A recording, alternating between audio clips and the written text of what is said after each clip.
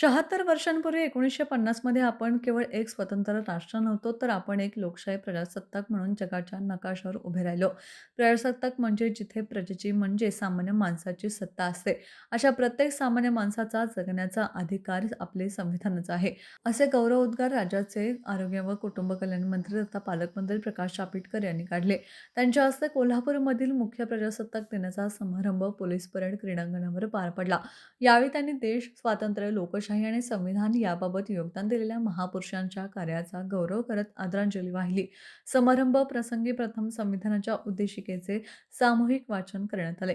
यावेळी खासदार शाहू महाराज छत्रपती जैन आर्थिक विकास महामंडळाचे अध्यक्ष ललित गांधी, विशेष पोलीस महानिरीक्षक कोल्हापूर परिक्षेत्र सुनील पुलारी, जिल्हाधिकारी अमोल येडगे, कोल्हापूर मनपा आयुक्त के. मंजुलक्ष्मी, मुख्य कार्यकारी अधिकारी कार्तिकेयन, जिल्हा पोलीस अधीक्षक योगेश कुमार गुप्ता, अतिरिक्त पोलीस अधीक्षक धीरज कुमार, अतिरिक्त जिल्हाधिकारी संजय शिंदे यांच्यासह स्वातंत्र्य सैनिकांचे कुटुंबीय, आणीबाणीतील सहभागी, नागरिक व विद्यार्थी मोठ्या संख्येने उपस्थित होते. उपस्थित ज्येष्ठ नागरिकांना पुष्प देऊन पालकमंत्री आंबेडकर यांनी त्यांचे स्वागत केले. पहिल्यांदाच पोलीस परेड येथील भव्य क्रीडांगणावर हजारो नागरिक आणि विद्यार्थ्यांच्या उपस्थितीत हा कार्यक्रम पार पडला. पालकमंत्री प्रकाश आंबेडकर यांच्या हस्ते राष्ट्रध्वजवंदन झाल्यानंतर राष्ट्रगीत व राज्यगीत गायले गेले. पालकमंत्र्यांनी परेड कमांडर आराक्षा यादव यांच्यासोबत परेड निरीक्षण झाल्यानंतर विविध विभागांच्या पथकांनी संचलन केले. तसेच यावेळी प्रजासत्ताक दिनी उत्कृष्ट कामगिरी केलेल्या विविध मान्यवरांचा सन्मान करण्यात आला.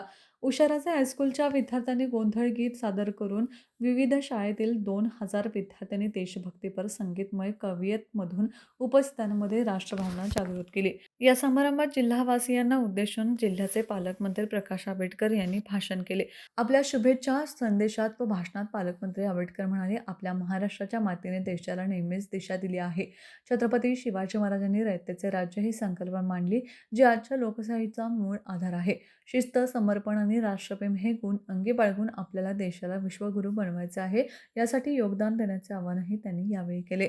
राष्ट्रपती पोलीस पदकाने सन्मानित पोलीस उपनिरीक्षक विजयकुमार शंकर शिंदे तसेच जिल्ह्यातून विक्रमी रुपये 2,24,99,000 सशस्त्र सेना ध्वजहीन निधी संकलनासाठी जिल्हाधिकारी अमोल येडगे, जिल्हा परिषदेचे मुख्य कार्यकारी अधिकारी एस. कार्तिकेयन, सहाय्यक जिल्हा सैनिक अधिकारी सुभाष डोंगरे यांचा सत्कार करण्यात आला.